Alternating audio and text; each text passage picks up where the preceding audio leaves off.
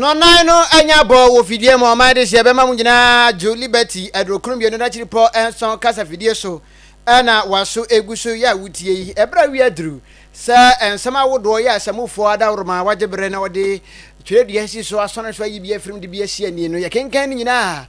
de ma wo sa nwumre no nan kase wo Liberty adrokrum bi no na chiri po enson kasa fidie so ka se ene eyopepon bosome de da ye toso edu emiensa wo mfiem pimbienu ene aduonu enum ebra wi aduru saade na eyensama wuropi ene ye ba ne edi kan edi tie bi a ye de eba ama wonso waso ate ebi ene se suafo be de kira odo na wo hwe fisem ho ensem so e de ababe tudwa se sene Ghana mampanyi John Dramani Mahamadi tudwa se wona wo yusu etu a enkratasem bia emfa ho no won fa ma na ka won na no makomakom yenu na chese won time no aso na wo ensem foforo mu no ye besan so de asom wo pani pa ya ono oba toye atv mantemu a ono ene hwe nkrato ho nsem so ede ma eni pp osoro kokroko amanyuko no akasa de nsem atudwa nsem be na woka ye bekọ kwagina mo sehwi afere na wahina oho ene ne manfo na pamfo nyina agya tum senya de galamse obegya tum e won mpehia so ho na galamse do kra de o manje ntuma eye esanse mo wakura ma yenko yenim ensem foforo mu ano eyade se ye bekọ ne yakwagina mu na futu akoma adehye eba ne se egya ene e won sense mu a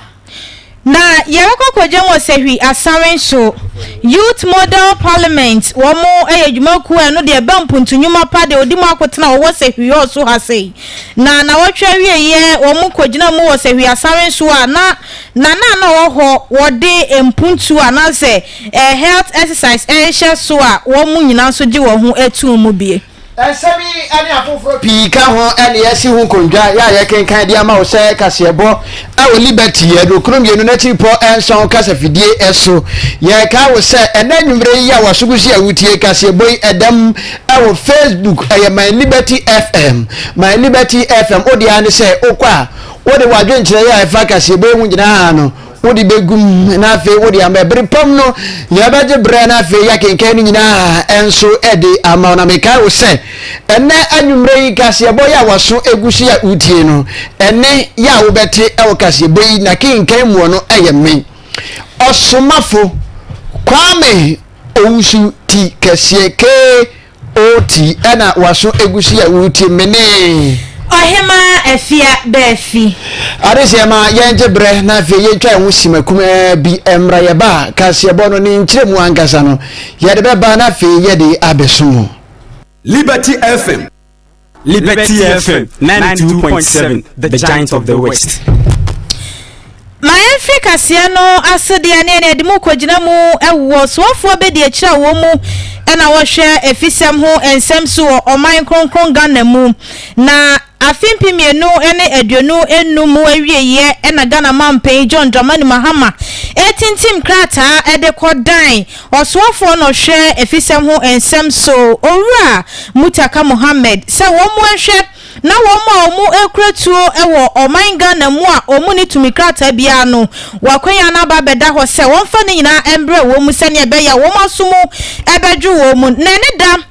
ena osoafo be de akira wono na wo hwe fisem ho ensem so ewo oman Ghana mu eye owura Ebenezer Oklete Telabi wono afasa kwan so any stakeholders ehia ye amanfo bebe na hia de to onanim se omo homoden na kokono ongusua emose ne ebe ya ebe kokodu womu ekratu a tumikrata bia nkra womu be kokodu womu so sanse womu bra na wo hye edema womu ni ankropon eya adoma 15th January ena aso ni sauso ntino kokobo ena ode ema no womu na so mantie dia ena nenyo obi ena kumentwi ne mum eyebu osiako ena ode ne ti ekoje achema yenkwe ni yenkoti osoafo abedi achi ono ena wo hwe efisem ho ensem so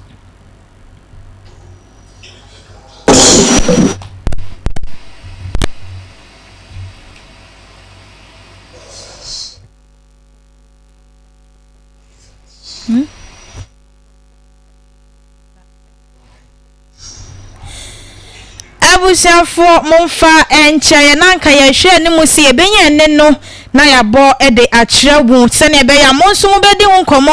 ede akire obibia ama wona wokratu a tumikrata bia eni akire watimi ede tuo no akona so ya sha yenya ne no a yensa aka. It is important to emphasize that the amnesty is still in effect. The program provides a lawful, non-punitive window for individuals who are in possession of illicit firearms or ammunition to surrender them voluntarily or to Liberty FM weapons in accordance with the existing laws. I therefore want to use this platform to strongly encourage all persons in possession of illicit firearms to take advantage of the gun amnesty program. Surrounding such acts is not a sign of weakness. It is a responsibility that protects families, communities, and the nation at large. Let me be clear that once the amnesty period comes to an end, the law will be enforced fully and with your support. Possession of illicit firearms outside the amnesty framework will attract a prescribed sanction.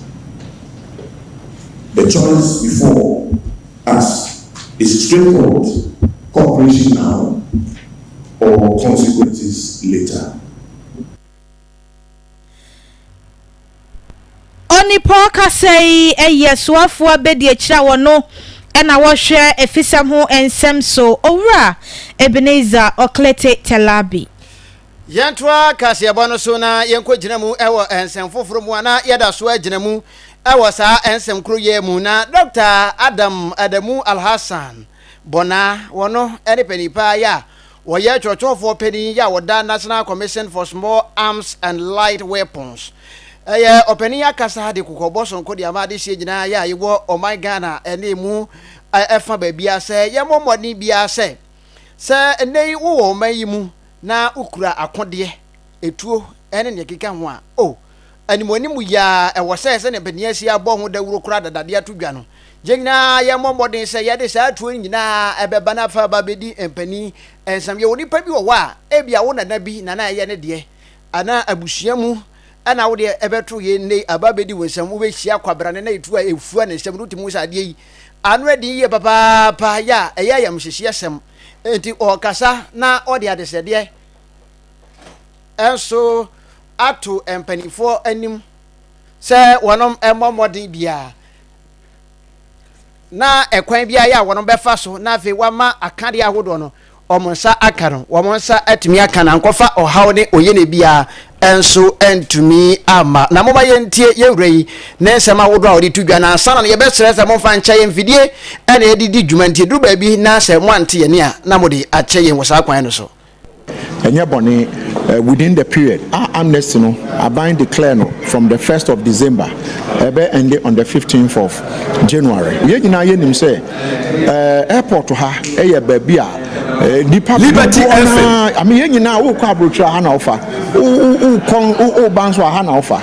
ena dudu na so free other airports and other regions airport no ha na omofa etuo na etuo beba dudu na na fa ha omo de hihye omo ho no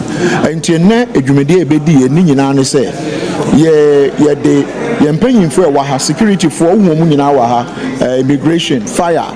police military NIB signals bureau national security no obia customs so munyina ene no munyina wa ha airport ye kan say aviation security o munyina obia wa ha so wo fa Ghana ha airport ha na akwa to wo ho and declare nya sa ye be chew ye chew edu ba koto aban kokum say amnesty ne ende na say extension amana say ensakanwa ye du betum openi ya wote ni no ono ene penipa ya wo ba o my Ghana mu a oye openi ya oye chorofo openi anase oye executive national secretary at the National Commission on Small Arms and Light Weapons aya Dr. Adamu Alhassan Bona nene ena uti yen free sansem no emu ne emfa ye ni enchemu ewo ensem foforo mu dia na na edimu kwagina mu wo sehwi afere ewo bodi manse no emu ato ye tifido mantamase na ohina oho eye na ya winti otoso mienu na nanka saye mu no ena wode etu edwase wa fimpi mienu ene aduonu enan mu no ena enshiraba company limited omo eye good minds fo eba ho so mpeso omo nso ba betu former gudie ni bina na ka kire omo say ono de kwan bone anipa bonfo bi fa so etu galamse ana so ye galamse no ona ya de obeso so ne sa so ntino so omo ayira ta so mbebo omo de ana ba ye omo abetu former gudie ho de a ena wo mo homoden na wonko enkofa to mi krata eche se you ya ma wona kwanya so e wo se okotu former gudie na na so omo bepem ne omo amfa ma na so wo mu fa kwan bone so kwati kwan so enwuma o ma da no no makwakọ gina mu akwakoye galamse ne na kasa so no de galamse no enya de obeso sauce ne sauce nti wo ma o mo bo sabra no wo mu enjan anya sa na se ne nsa eso mu dia ene wo mo ebe hu ne a wo hu bida na kasa yem ne yenkwai ne yenkoti na no mu nsem ne bia ode etu dwa embra ya ba bidi eno mba ye bekan se omo krata ni nti omo kwa ama nti bosumi num aye 2025 ni eno mba se Liberty FM omo sanso ba bidi omo omo ba ye no omo amoya mani ni hu ya ne so omo hye ho edi ama hu ana mo ya na se ebo modern say massa dwumadi ne enko enya mre bibri e de amom enya kan hu bibri amom sanka mpo no mbefa amra pan so no mutumi de adi omudu na ne e wosu ya na se e kan na nsempo ni se anadwo no mudi omudu ma ifia na dwo be 10 o'clock ko no no obode excavator si eye long tracks imisu no makwa ko yilo nti ade BECHEM a no mafa fidie na fu Piao na wanu hwam na senya dia obeso so galamse eso ewo ni mpesua so na wohini ni di no eye na yaw inti otoso mienu na ne de achi ena de hye no mu bi omo sehwi afere omo nso ekasa ye a omo da ya na sepa ye se wanye galamse na ntuma wanye antum enti omo ye ready pass omo peso mutu foma gudie dia omo fa wo mutu mikrata embra Jumadi ni na nka so mbezo mbedi ba omo famra kwan so na wo mo a asase no omo didi so no sisi ma me wi kwa be ko bra ma me se omo no ba ye wo so kra no omo ye de omo nti omo ka so ni so ye adwuma ni nyo omo bo na ya logic complain na mo se how say na ba chi pass say proper mine no ba ba ya if you provide a genuine document say ba ya yi ni do say the Communals Commission na ba na say you for na mo kwa na yes the case are themselves and some mines are muslim ba ya your mining movie you know what you movie that's a for contrast na this mba ye duma na some for dia let me me feel say ye pro no mpese mo ko ma no okay eye addition mu bia omo sehwi afere body manse no emu atoye tifidu mantame na woka say galamse ne de se na so wampene so a won so wota na echi yipa ganamse no ye hianfo a ombetumi agine mu aka se ye mpene na ahemfo afere hine no won ma ye ne story about galamse na metimi so no de wa yira ta so pass galamse no ompene so won mpesua so ho ahemfo dodo no aka ho se na wa hese wa akọ ho se o ba be ye mining proper mining fa o licenses e kire se ya ma wakwenya se bra be ye we na wo koya osman ba bi afi ya na adwumo mo ada no na mutu fo magudie o se o mai na toda e kamia kwa se agro bi na ye di na o mai mu gadam se nkomobo no he ye betena wo san na akoye nkomobo tra na da ho na nchirima so aba beto so na o maka na nchirima na kwa ye bisa so mba o benya asase de enu ya sensebe enti ye nyina ye mo ase ye betumi etu gadam se ase e de afi o mai mu sanse enya de pa emwaye enya de pa enti ye nyina ye hwentu ye hofo na emwaye ma ye nkwa ni aduma bibrebu wahu yenko yenim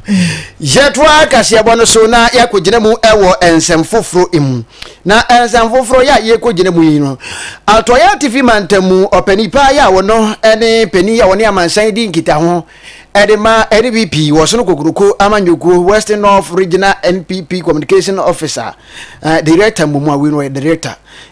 honorable na se ora Harry Ado na ora Harry Ado ena ne yiwa kasade atudwa kyerem se hwe na saimu onkoti awote se openipa ya wono ene kasama cocoa board atoya TV mantam de se kron ora friend Sam Jerome aba mountain so aba betudwa kyerem se oh no kure wonom ba ye ene di sikine ba tan manyoko eba ye sika pa ya wonom atabridi aba mountain so say nya ye frɛ won say Lances Buying Companies ye tweditia efrance LBCS wonom atabridi sika botere pa de ama wo say wo mo enhwe na wo mo emfanto koko na openi se otis ansem yi no aye na yam hihie papa esan sensam no kure ba kure anim na owura ye frɛ Harry Ado ne nsem no ogem se nei wo hwɛ afia twemu obubobo so ne da ya na etoso edu enum 15th November 2025 ana ban ya sabre na otiso no otabri sika ede ema Lances Buying Company CB se wo mo enje se de be ya wo betimi atokoko ne ekeka ho ewo omayimu ti se nei efri sa bosome no obubuo bosome da ye trosu dunum bepem sa abri no aban obai wa bomi mfita duku ya fechiri gongon onya hwefa emfa sa kwan so nti so owura ye friend say Sam Jerome eba monte so ebe kan sansem ya ekwan bi so no na je say antwaye no kure baako kura eni sansem yi mu a yewrei akasa akire nsem mu se yentie ne nsem no ebi from November of a year 2025 abosome edubako ne da etoso edunum o afie twemu no eba be sise me no kasa sese cocoa board any 1 Ghana city enfama cocoa buying companies in some cocoa almost 3 months ni the ya ne say companies no akasa so no seed capital or business capital dwedi sika omo ede atoto cocoa ama eye aban no so no aban mo sika mpo onye dia sa to bi and the CEO Dr. Hilary Man so ama amanfo no e pare cocoas e go ho ene ma jejero about 3 months ma jejero bufu ya oye ku anu aba betwetwe cocoa no sadly here in the 1981-82 benson 3 months period e bia baga necessary and it no okko bebi a omudua cocoa na akuafo mu cocoa ba only atofo ana atofo no so na ye cocoa buying companies no mo so mu akuafo no omuni sika mo de beto na orai wone nsemu ana wosan ede atudwa chemse ndei se wohwa aban no se waye na dwen se sika ya yesen ko de so adehye emu meche sa companies ya aban ema wontumi se wonom tokoko ya aban ye wadwen se wode sika besim na kan bi amakuafo dodo no ano wonom de wo ho ahye kwan bone ya yefa so edi koko firi oban yi mu akwa amango do so potokasam yese smuggling ya eya de se emwa krakrakra ne titru ene adehye ya iwo atoye TV mantem yi mu no titru no wonom otete ben boda no wonom ede ko na eno achi ena wo san ede tudwa chim se wo hwe se sika ya adehye enya emfa ento koko na akan bi amakuafo dodo no akra ede won koko ensase ede ama mining companies awodo no se wonom enje na fifam gudie tu boni ya ne ekoso nyina afiro ene no akan bi se ne mpanifo ansoro enjina amfekere wonse anya adwumade a eba kaka no man no yare yensa abebo yenyem ne betie masum esanse koko ekura yemu ye papa moma yentie ne nsem ya ode etu edwa no ebi ewa because aban no ayi nani afi cocoa dumadie no so na ani da ho no oma cocoa adwuma na ebre no they increase a high level of cocoa small nkrunkura ne ada oman ebohye baby said ade so baby ti say osekodu krom baby say the rate of say yes small cocoa fu oman ede ko other countries no ayedai agensem because aban na yinani afi cocoa adwuma no eso a se be akuafo no ebre the yesen hu bi mu ne se ebe abosom nyensan the rate a akuafo na nkasa frefre galamsefo so na meje omafo na agensem because okuani no cocoa e bi school onye obi kwa na cocoa na firi no o de man say che o de man kakra no mfa engotwemba school fees right mami ba ko se me money dey right my ancestor ne ba anya accident o cocoa bat 4 ego ne kache ese sɛ ɔde kokoo ni ma no na obetumi ama na ɔtwe yinu ansa na ne nsa bɛka sika deɛ ɔbɛgye because kokoo buying companies for no kɔ enyim tam ɔmo bɛnya sika nti ɔmo ka kyerɛ ɔmo ka kyerɛ for no sɛ ɛmo obi amfiri kokoo agye sɛ ebia onya ko di tum sɛ na ɔtwe mmiɛnsa na ɔtwe mmienu ntam nti afei koraa deɛ yɛde kokoo no koraa epia ɛyɛ kokoo ka kyerɛ for sɛ gye o deɛ onye sika fam ame no ɔmo companies na ka kyerɛ so onye tam aban bɛ mo sika therefore mo obi anye obi akoko nyɛ den emu hɔ enti ɛho ɛnsɛnsɛm ebi ɛno no na opani ya wote ne nka sɛ yɛne no ɛbɔ nkombo yi opani ya ya friend sɛ Harry Ado ɔno ɛne pani pa ya wɔne amansan edi nkita ho ɛwɔ NPP ɔsono kokrokwa amanyoko no nkrabata ya ɛwɔ atoyɛ atifi bantam bi mu ɔno na te ne kai Yankwajina mu waseshi asamen so watoye atifidu mantama sei na nana hema oho eye nana amachinye na watwe etwa mu ye wieye ena nana ede epomudin chira so ede ema ekunafo a omo ne mpasua so ho nyina na eno anam so bi ama youth model parliament omo de omo gina ho ede ma apomudin mapa wo mo so ekokota nana echi se na ebe ye obeboa na ne manfo omo ho nyina anya apomudin mapa na wodwumade na se na kasamafo a wogina mu ede ema youth model parliament na okasa ye eye owura Micah Francis na nkasa ye mu no na wade etu edwa se wo mu de omu bai se omu tina na nema pa wo ye de aboa na wo se omu akwakwaya babuni omu so ba no beta na eche san se wo mu butaye ene wo mu timu pa wo mu de eti sakuwa yi enyina dan ne se omu ebeboa na afempuntunyuma se fata to ye tifidu mantama se no obibia ensa etimi akabina no ena nam so bia wo mu kopie mu ewo seshi asawen so a wonyina akoka wo ho ebo mu ema na nankyerɛkyerɛ pomudin a wode ema kunafo etimi ekoso wano na nkasa ye mu na wode nanum nsɛm ato edwane yenkwe ne yenkotie owura Francis Micah Embra Mia mijina ya frame Micah Francis mijina hama sefiyo so youth model parliament na masanso mijina oma kese Akan Health and Foundation as the CEO Embra yeye ikunafo omo program ewo asawen so no yes Western North nana ama chini a owo asawen so yeti se oye dwumedi wi ama ikunafo nyina na yehwe youth model parliament a ye botae a yekula ene se ye behwe se impuntuo a ewo ye ne mantoi mu as a youth ebetimi eden aboa enti yen so ye edwumedi a ye be yen se ye gina oma apomuden. When you talk about the youth model parliament ye edwumedi kasia ye wo ye region Emma impuntuo development the ecoso enti se program bi the ecoso concerning youth ye de ehusem eboa ma ankwanko eden etumi eden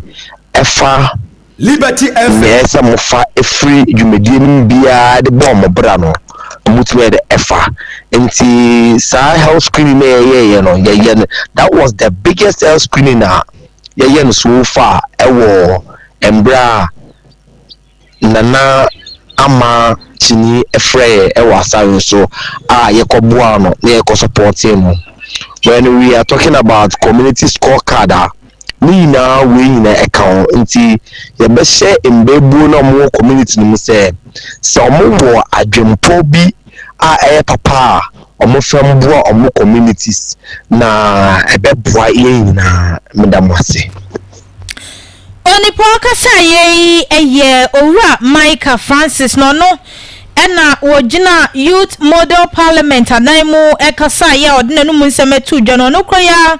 esanso eyo panyin power no ena woda kesi Akan Health Foundation ano ewo atoye tifido mantam hase ma yentwa kase no so na ye ka we say liberty ya dokurum ye no na chiri pro enso kasa fidie so na waso egusi a wutie kase edem enti se uko Facebook wo ene awie ya wonso betimi anya bi ahwe na ne manyina afa man Liberty FM ukwa na wa like na wa share na wadwe nkyere ye fa kase boyin no wodi aguo ede amabrepam ye behwe na afi ya kenkan ni nyina enso ede ama ma ye nto kase bo no so yebe ginam ewo dumja adwuma ko ne nkurabata ye wo atoye ATV mantam emu Ghana National Fire Service na openi pa ya wo no ene first safety second in command ya safety officer aya owo atoye ATV mantam eye ADO1 Michael Odro na ora ina akasa dia tudwa kire mu se ne fire service for no won dwumade ya wono dia ne se wombeboa ma atoyire nkyem ne titiru pa ne se eja ene eho ensensem na ekoba ne sanso anache setima mfo yanso na ebetimi aboa wonom ama wonom atimi aboa na fe wonom atimi ama enema ye tetesa no yatumi atu ase na ejanso hu no yatimi abre ni nyina ase titiru ne se ekoba sa sabre yi ya yewo epebremi na ora ya ye friend say ADO1 Michael Odo akasa dia tudwa chire me say enei oya brand ya wakanchema ni contact ni phone number egu phone so a ene okata wani kure kasa bobo abebobo oya bem anso ana so ba anso a ukunu ana wo mpena ne number gu phone so ana bi gu tiri me say ye kasa bobo atim bobo ni nyina ye momodin say ye de fire service for wo number no ye de begu ye tim say de be ya nei sa to yire nchem bi esinti tru pa ne sa abre ye wo epebre mu utimu sa abre awia no bo papa pana enframa no so no ye nyunu udi agro ejabi eye bokoboko eye ane say ehye obehwe ane say nti obehu ane say jadam ya stroko ahye me ya wo pi enti nyina ye moa sede be ya ye betimi adu etu ejahye ase de betimi so a yema fire service for enye yonkonom na eno achi wom contact so enya de ehia ye papa wo kire mu ede contact ya se de ejabi ato ba bi a obetumi aboa na wo so ni wonom abonkomo etu dwese awusha ya hwesa nka yensa ebeka enne no nenso emse akoye bibia ewo ho ye wan no kaskala na ne kasa na chi no wasanso ade etu edwa se ene wori ade srede etu ade sie nim se ka fire service for adwuma ya wonom ya enye ja sehye nko a wonom san di dwuma wodo pi ya wasese ne atori nchen bi si akwanhia asi abofra bi di agro ne bo waso damnem wakoto aburam ne kan wani nyina fire service for adwuma enti ya yento yensan frɛ mo na wo mo emeboa endi dwuma pa emfa mwa emade man koyi Ofra babe ya mwa na mwa is not all about say offense jato bi fi nko na se bia jato bi fi nko na se obi to abula mu kura na ofra ya babe ya mwa se kan accident e beba ofra ya beba nti it's not about say jato bi fi nko na se sia na me no mi obeboa me na so ya de wadi mu adanse se na ya from dada no na se we sia de adanse ni no se me de na manama oso fa mom na bibia se matimi afra na ya be ya mwa enti